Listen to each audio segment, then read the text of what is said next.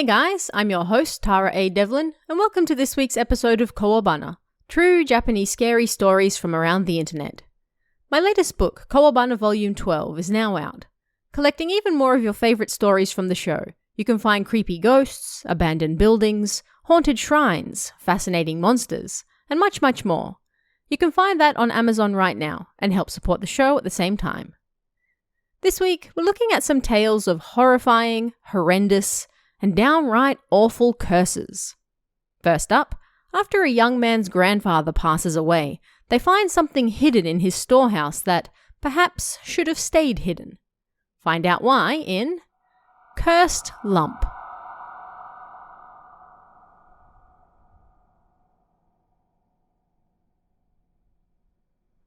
My grandfather passed away last month, and so my father and I had to sort out the storehouse that he also used as a room.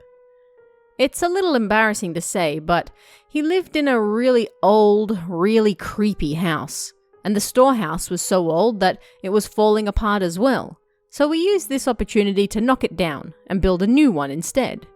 But before we could do that, we had to move everything that was inside it first. Work proceeded smoothly, moving everything to the Japanese-style room in the house, and then demolition on the storehouse started last Thursday. But then, right as work began, the supervisor informed my mother that something still hadn't been moved out of the room yet. When I got back from work, my mother told me what they said, but there was no way that could be true. I went over to check right away and discovered the excavator had unearthed a gap that could barely even be called a room, that was about 2 meters long, 1 meter deep, and 40 centimeters wide. It was almost like a closet space between the walls, but there was no way in or out. And of course, I had no idea of its existence, so I was shocked. Apparently, there was still something in this space, but it was already dark and I couldn't even see my own feet. I didn't want to go in there by myself while things were being torn down and possibly injure myself in the darkness, so I decided to wait until my father got home. He got home after 9 p.m. and when I told him of the storehouse, it seemed he didn't know anything of it either. We decided to, at the very least, check it out for now. It was an old storehouse after all, and maybe there were some hidden treasures in there from our ancestors or something, we joked. Grabbing a torch, I set out for the storehouse with my father. We peeked through the wall the excavator had broken, and inside, there appeared to be a 30 centimeter by 30 centimeter lacquered box. My first thought was that there had to be human remains in there. My father seemed rather off-put by it as well, and after discussing what to do with it, we decided that we should at least remove it because it would be in the way of tearing down the storehouse. We went into the small room with the walls crumbling around it and removed the box, taking it to the Japanese-style room in the main house. Honestly, as we were moving it, I found I couldn't ask my smiling father about what it was, but it clearly wasn't a normal box. I could feel it in my gut. I can confidently say I have no sixth sense whatsoever, but since I could feel something coming from the box, it really had to be something. I opened the sliding doors to the Japanese-style room, finally put the box down, and realized I felt strangely tired, so I went straight to bed. The next day, I went to work like I always did, and as I was having a smoke in the break room, I suddenly got a call on my cell. It was from my father. What does he want? I thought. I answered and he basically shouted at me to return home right away. Huh? I can't do that. I'm busy with work, I said. But again, he basically pleaded with me in tears to return home right away. Remembering the box, I went to head office to tell them I wasn't feeling so well, and then I went straight back home. I was about 1 kilometer away when I got a call from my dad again. I pulled over and stopped the car to ask him what was wrong, and just as I thought, it was about that box. He apparently went to work as well and told a colleague about the strange box we found. "If you don't want your family to die," that colleague said angrily, then you need to take it to a shrine right away. This is no time for work." At first, my father thought he was just joking and laughed it off, but then his colleague told him what was inside that box. My father didn't tell me outright, but I could guess from the way he was acting, as well as the chills I got when I was holding it myself. As soon as I hung up, I went straight home. "What's wrong?" my mother said when she saw me, but I ignored her and went straight for the box, taking it immediately to the largest shrine nearby. I guess my father or his colleague had already contacted the priest there because he was waiting for me when I arrived.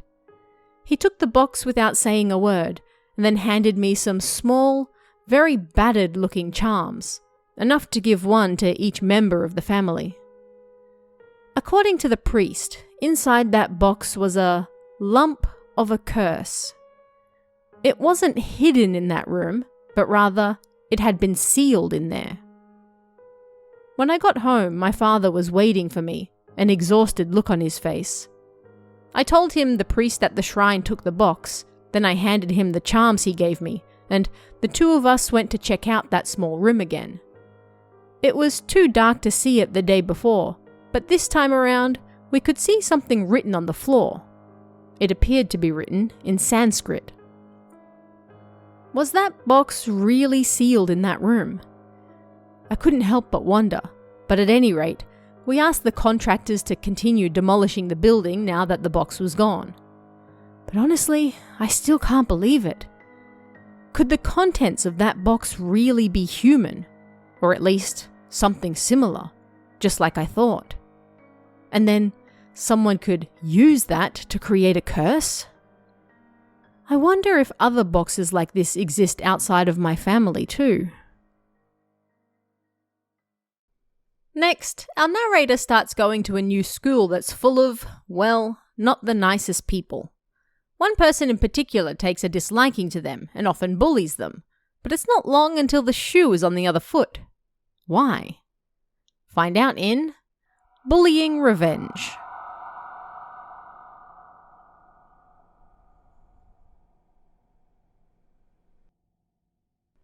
I graduated from elementary school and started going to a private junior high. But it was one of those private schools where, as long as you paid them, it didn't matter what sort of marks you got on your tests. You could still keep attending. All of my relatives were smart, and they all went to prestigious schools. My siblings and I, however, were picture-perfect idiots, and people always made snide remarks about us to our parents at family gatherings. My mother was fed up with it and told me, "Look, please go to a private junior high." She said she'd pay, but of course I didn't want to go. I wanted to go to the same school as my friends. And our family wasn't that rich to begin with, so why were they forcing themselves to pay for a private school just to make me look good? But they didn't listen to me, and so I was made to go to a private school anyway. I was surrounded by strangers, and of course, the teachers didn't seem very nice either. Looking closely, I could see that most of the other students looked pretty stupid as well, not just me, and most people were there simply because they paid for it. There were a few rough-looking kids too, and I really didn't want to go there. A boy sat next to me during the entrance ceremony, and I accidentally stood on his foot without realizing it. "Ow!" he screamed dramatically, and I panicked. "Sorry," I said, but my voice has always been kind of small, so he didn't seem to hear me. "Are you really gonna stand on me and then not even apologize, you ugly idiot?" he said. He took notice of me after that, and day after day he said cruel things to me. "You're gross," he said, pointing right in my face, or he'd knock things off my desk on the ground and then kick them around. At first, I put up with it, but then I couldn't take it anymore and I started to retaliate when no one was around. Like, I ripped up his textbooks after school, I cut the strings on his jacket, etc. Then one day, after suffering yet another string of abuse from him, I snapped and kicked his desk over. a photo of him fell out of the desk tray, and he was smiling at the camera while holding up a peace sign. I couldn't help but hate the sight of him. But the very next moment, an idea hit me. I could curse him using that photo. I'd once had that same thought. I should curse him. But when I looked up curses online, it said, if you want to curse someone, then you need a part of their person or a photograph of them. I couldn't exactly get a part of his body. He'd just call me gross or tell me to die whenever I got close. And it wasn't like I could easily get photos of him either. I'd completely given up on Operation Curse, but now that this photo was here, it was possible. I happily took the picture home and then carried out the curse like I'd researched. It wasn't like I was actually cursing him, but just carrying it out made me feel better. And then a week or so passed after that, and nothing happened. One day, when I got to school early, he was there. He was the only one in the classroom. As soon as I walked in and our eyes met, I thought, die. Then he looked away first. For some reason, he didn't say a single bad thing to me all day. And then the next day, he didn't come to school, but everyone in class was talking about him. He stole something, right? I heard his parents went to the store crying and even got down on their knees to apologize. Ha! I heard people saying something like that. The day after that, he showed up to school again, but the moment he stepped into the room, the boy sitting next to me screamed, "The thief's here! Everyone, hide your stuff! He's gonna steal it!" Everyone laughed and screamed, "Quick, hide your stuff!" as they grabbed their own things. And after that, he was bullied a lot in class. People wrote stuff like "die" and "creep" on his desk in red pen. They put sand and thumbtacks in his jacket. And during class, people would throw erasers and such at him. It was your fairly standard bullying tactics. Before all this, I used to think that bullying was bad, and if I ever saw someone being bullied, then I'd want to help. But seeing them bully him, I was like, yes, that's it, bully him even more. The curse was actually working. Ha ha! In your face! Ha ha ha ha ha! Several days passed and people continued to bully him. But, for a change, I made lots of friends who never bothered taking any notice of me before. It was around this time that the boy asked if I could meet him after school. "What do you want?" I said, my tone harsh. "I'll apologize, so please, just stop," he muttered. "Huh?" I said, not understanding what he meant. "I'm sorry I said all that mean stuff to you, so please, stop." He was almost in tears. "What on earth are you talking about? What have I done?" I hadn't actually taken part in any bullying of him. I just watched happily from the sidelines. "It was you, wasn't it? The bullying all started after I saw you that night." According to him, one night he suffered from sleep paralysis, and as he nervously looked around, he said, I suddenly appeared by his bedside, smiling creepily at him. A living spirit? It wasn't the curse that was affecting him. It was me, or rather, my living spirit that was making all this happen. Up until that point, I'd been enjoying myself, but hearing that, suddenly I grew afraid. Gradually, the bullying escalated. Before, I enjoyed watching it happen, but now I was scared and couldn't watch anymore. Then something happened. He took his own life. He left behind a note mentioning how he'd been pushed into the river on our last school trip and that he simply couldn't take it anymore. What can I even do? I thought, and the group photo we took on our school trip was now the last remaining image of him in this world. Then, "Hey, there's a ghost photo here!" the boys screamed. "Where? Where?" "Look, right above that thief's shoulder." I rushed over to take a look, and just like they said, right on his shoulder, you could see claws from a mysterious hand gripping him. This next curse comes from Amami Island, far south of Japan's mainland. A young woman is forced into some horrific circumstances and decides to get deadly revenge. But is there any way to escape her, even now? Find out in Imajo's Curse.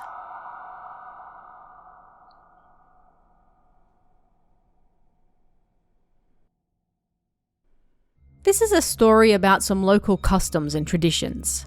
It's very true, by the way. So, several years ago, when I was a university student, I was in the same lecture as somebody from Amami Island. When we were on a camp one time, I was drinking with that guy and a few other friends when we started telling each other scary stories. So, there's a famous story from Amami Island known as Imajo, and so I brought it up with him. But he was just like, "What's that? I've never heard that story before." Well, just because he's a local doesn't mean he has to have heard of it, I thought. So then I told everyone there the story I knew of Imajo. So what is the story of Imajo? Long, long ago, a yanchu, a type of slave, worked for a rich family in Konya on Amami Island. And this yanchu had a beautiful daughter named Imajo. The landowner was incredibly drawn to Imajo's beauty, and one day he kidnapped her and locked her away to keep her all to himself. One day, the lady of the house, jealous of Imajo, summoned her to the barn while her husband was away, and killed her.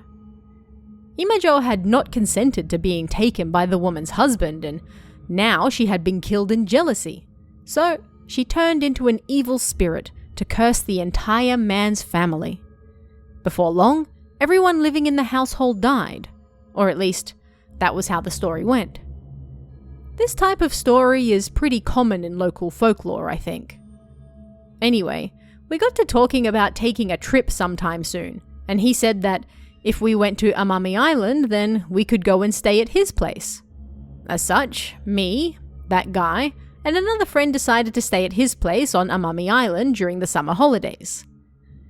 We didn't want to impose on him entirely for free, so we brought some sake and other souvenirs from Tokyo with us, and his family welcomed us with open arms.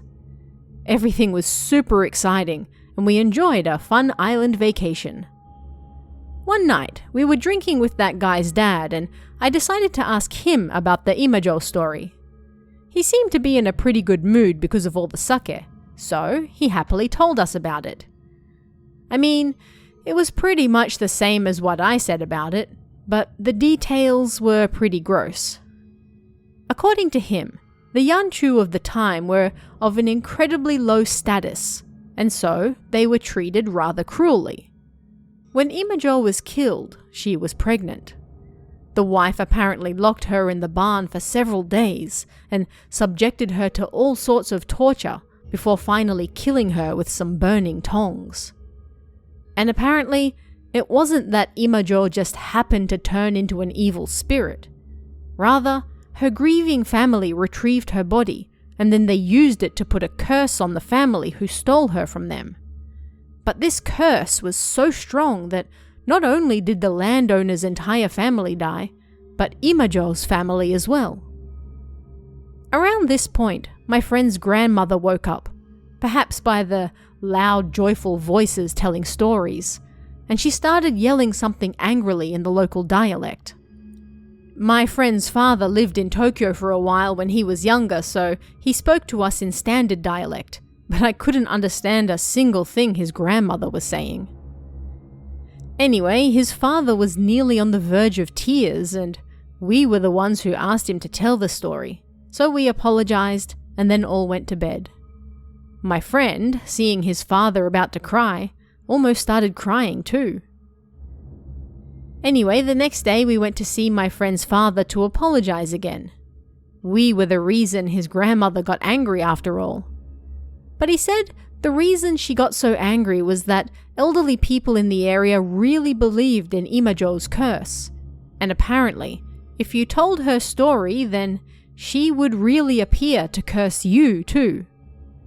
Apparently, when my friend's father was just a kid, whenever something bad happened, it was always blamed on Imajo's curse, or people claimed that Imajo actually possessed and then killed people.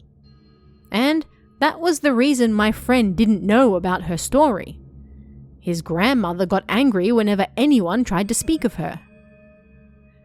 Anyway, maybe it was the work of that curse, but that same year, the three of us who heard that story ended up failing and having to repeat a year. And I later heard that my friend's father died in a winter traffic accident as well. I might have written this in a light-hearted manner, but the story is very real and very dangerous. In this next story, we're once again going back in time to a woman wronged and the deadly curse born of that wrong. Can her wrath be escaped? Find out in Sakurako-sama's Curse.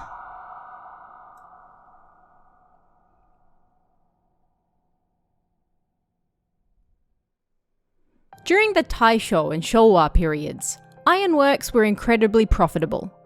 In one town, there was an ironworks that was doing quite well for itself.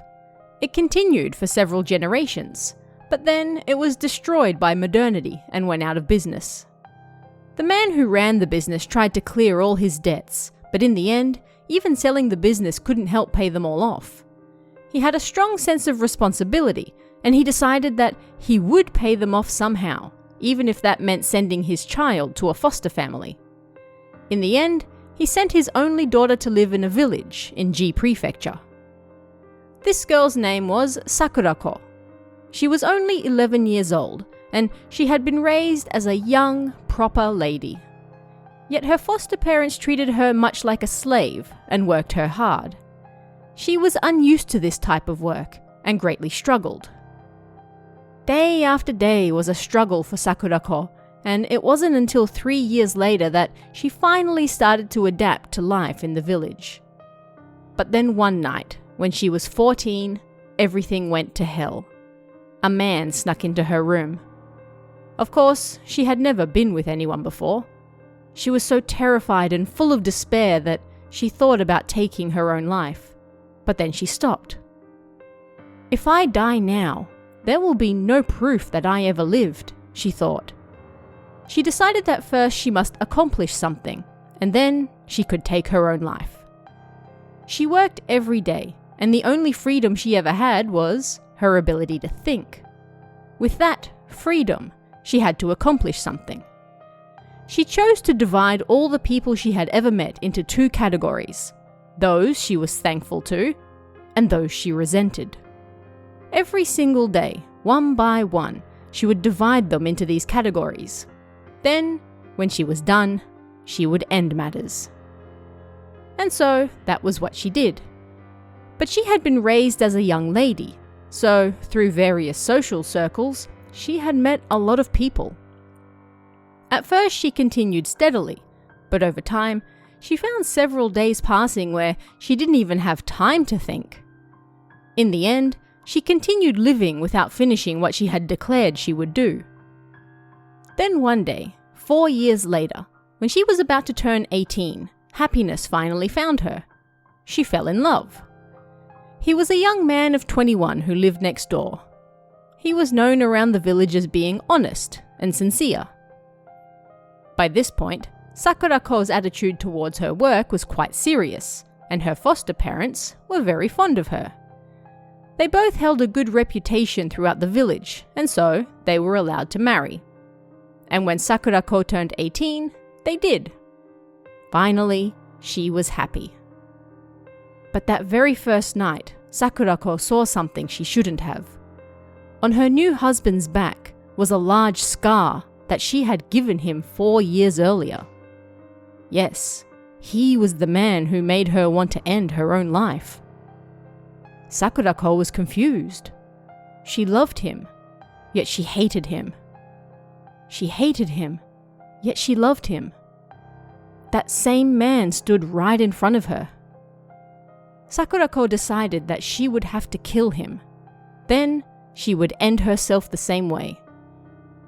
She did so the following night. The method was simple. After he fell asleep, she tied his hands and feet together, gagged him, and then threw him down a well. Then she did the same to herself. But the well she threw him into had no water. It was dry. When the man hit the bottom, his head hit the hard ground and he died. Yet when she fell in, his body cushioned her and she survived. Yet she could do nothing because she was bound and gagged. All she could do was wait for starvation to take her. Several days passed and she felt her strength waning. Bit by bit, she was dying. As she was close to death, she remembered something. Her decision to split people into those she was thankful for and those she hated. She made up her mind. I will die like this. But when she died, she would give blessings to those she was thankful for, and great misfortune to those she hated. 1 week later, she died. However, her thoughts remained, and still remain, even now. For Sakurako, the story of her past is something that should remain unknown. Those who learn of it are people that she hates, and misfortune will befall them. And there is only one way to avoid misfortune. You must become someone she is thankful for. From now on, when you wake up every morning, you must turn towards G Prefecture and pray. Sakurako-sama, I am on your side. If you do this without fail for 1 week, then you will be blessed. But if you forget even a single day, then great misfortune will find you.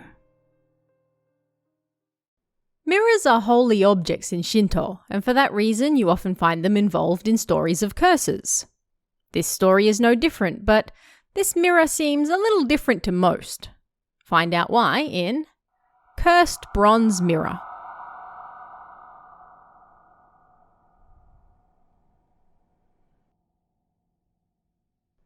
This is a story about my mother's side of the family. This is a compilation of childhood memories and stories I heard after the fact, so please don't worry that there's a little guesswork involved here too. My mother's side of the family comes from a long line of priests working for M Shrine in A Prefecture. This branch of the family went back for hundreds of years, and in the early days, they reclaimed a lot of marshland and such to increase their land holdings. Thanks to that, the family possessed quite a bit of land. They eventually had to give a lot of that land back for farming due to land reforms, but even so, they still possessed quite a lot of family treasures and other assets. These included things like folding screens from China, calligraphy paintings and writings, and jewelry that was used by our ancestors as well, such as hairpins and combs. There were also swords kept on the shrine grounds, armor used on the battlefield, etc. These were generally kept in a storehouse, but there were exceptions. One of these exceptions was an elaborately crafted bronze mirror. This mirror was always kept in a tightly sealed box behind a hidden door in the Kamidana altar. Apparently, this mirror was a type of curse. When land is reclaimed, the first thing people build on it is houses and shrines. Houses, of course, are so people have somewhere to live, but the shrines are built to hold back things that would get in the way of reclamation. They called these things kegare, and that's what I'll call them from here on out too. So anyway, it seemed the shrines weren't enough to hold the kegare back, and while the reclamation work was taking place, numerous people suddenly heard strange voices and then died, and others committed bizarre murders. And so, my ancestors used this special mirror to help seal the kegare. It was able to basically suck it up from the surrounding areas, and that meant that the owner of the mirror was also liable to come into contact with it. Naturally, this meant people weren't very happy having the mirror around, but at the same time, they couldn't just throw it away either.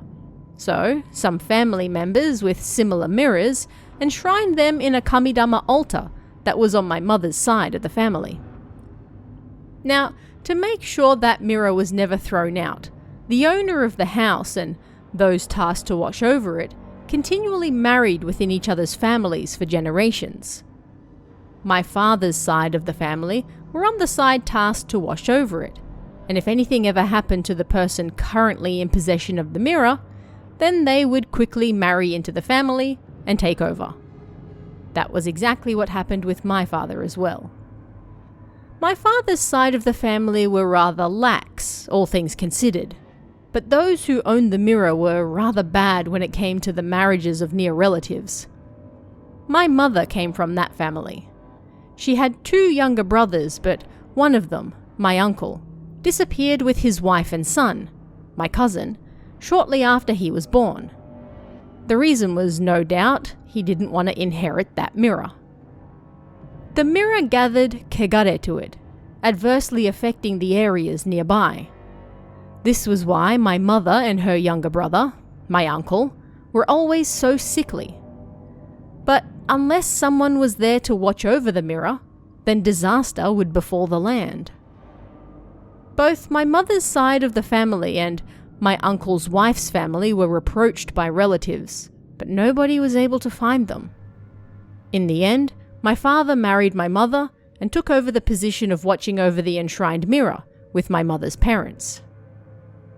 At the time, I had a younger brother, and he was given an amulet from my father to ward off evil. My father's side of the family is haunted by something unknown, and they don't know whether it's divine protection or a curse. But either way, this seemed to have extended to my younger brother as well, and he was always incredibly sickly with bad asthma and allergies. My parents were no doubt grasping at straws daily. But then, those days suddenly ended. It was about a year after my great-grandmother on my mother's side died. Someone broke into the house, destroyed the altar, and stole the mirror. It wasn't just the mirror at my mother's house though. Mirrors from other houses were taken as well. Shortly after that, my missing uncle and his wife made contact, and then my father returned to his family home with the rest of us in tow. After that, many of our sickly relatives recovered, and my brother was even able to take part in the inter-high school competition. These days, he's the picture of health itself. And my mother's family home was then taken over by that uncle who went missing. However, ever since that mirror was stolen, bizarre incidents have been happening more and more frequently in the neighborhood. This is no doubt due to the loss of the mirror's influence. My parents think that it's either a divine blessing or a curse from my father's side of the family that the mirror was stolen. But I'm honestly suspicious of my uncle. I mean, he currently works for a company that was taken over by a Zainichi Korean. I suspect it was my uncle who leaked things to them. Mirrors were stolen from all the homes of all the mirror owners, many of whom had not been married to my father's side of the family for a long time. It was also around that time that a Buddhist statue carved by a renowned Buddhist priest in a neighboring temple and several cursed items they had been entrusted with were stolen. This was all pieced together from my childhood memories and other stories I heard, but it happened about 20 years ago now. The divine can lurk anywhere, surprising us with its innate beauty. But evil can lurk too, and it's very good at disguising itself. Be careful what you interact with out there. Find out why in Cursed Bruise.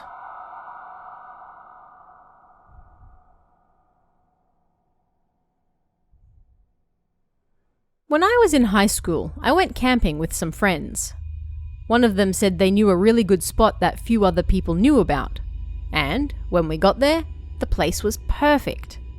The water in the river was clear, it was full of fish, and the breeze was refreshing. It was our first time camping, but we had no idea such a place even existed. In high spirits, we were running around all over the place like elementary school students. After walking around for a while, I smelt something nice and fragrant. A large field of pink flowers spread out in all directions right in front of me. They were so beautiful that I kind of stood there in a daze, like I was looking at something inherently divine. Hey, I wonder if it's all right to pick a few. I mean, 3 or 4 can't hurt, right?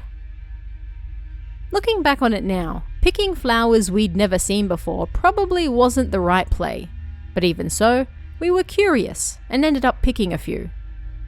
And having seen and picked such beautiful flowers, I was even more satisfied when we returned to camp. We lit a few lights after dinner and then sat down to talk.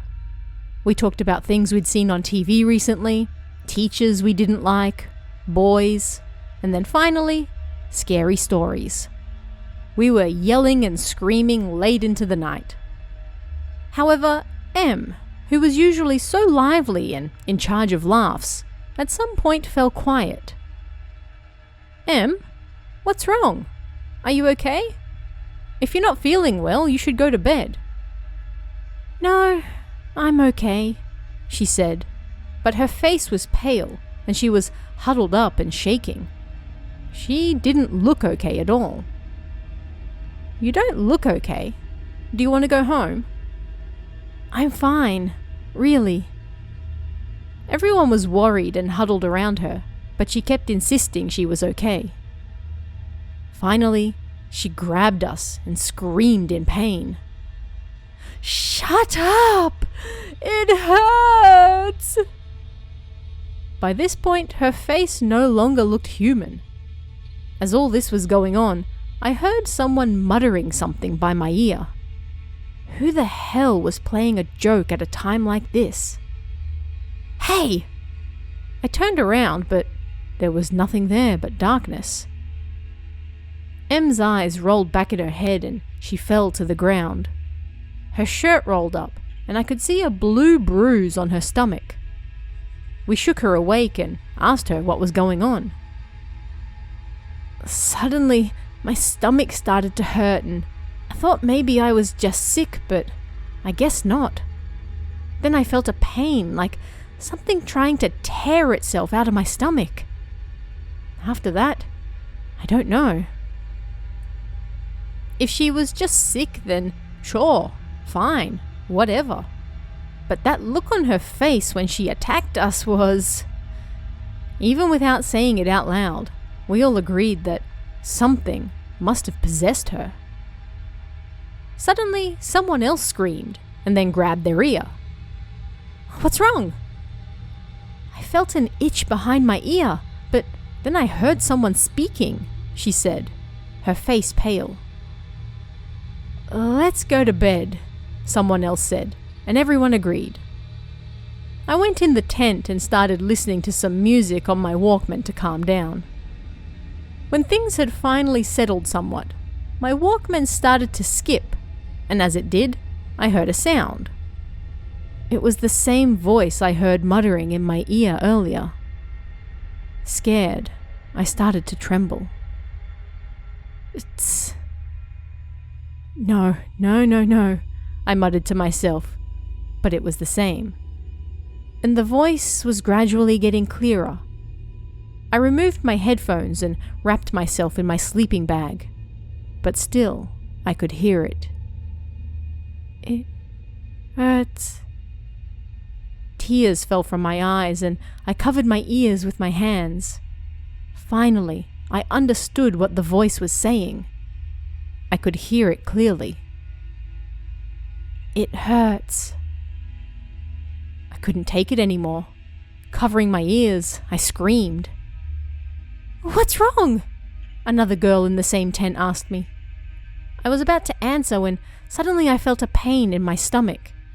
It wasn't any regular pain. It felt like something was trying to tear through my flesh. It hurts so much. I'm gonna die. Just before I passed out, I suddenly smelled those flowers I picked earlier. When I came back to, it was morning. My friends were looking at me with worried expressions on their faces. When I asked them about what happened, they said the girl who heard someone muttering by her ear and one other person all had the same thing happen to them too. What on earth was going on? As I was getting changed, I saw something brown and dry by my feet. I picked it up, and it was one of those flowers I picked the day before. How could it have withered and dried so much in one single night? Then I noticed the bruise on my stomach. I also realized something else. The only people this happened to were the same people who picked the flowers, M included. Could it be that we did something we shouldn't have, and were being punished for it? Before we left, I returned alone to that field of flowers. It still smelled as fragrant as before. But this time around, it wasn't divinity that I sensed there, but rather malice. Something like that. Even now, that bruise still hasn't disappeared. It probably won't for the rest of my life. Finally this week, we end with a battle of not wits, but perhaps curses. Which will win? Either way, we're sure to lose. Find out why in Curse Showdown.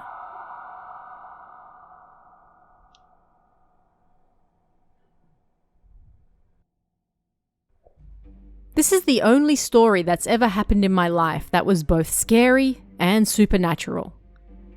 I had an aunt that was really into some new religion, and her daughter, my cousin, was really into Asian-styled fashion. She bought some old coins and dirty bells and stuff from an online shop to turn them into accessories.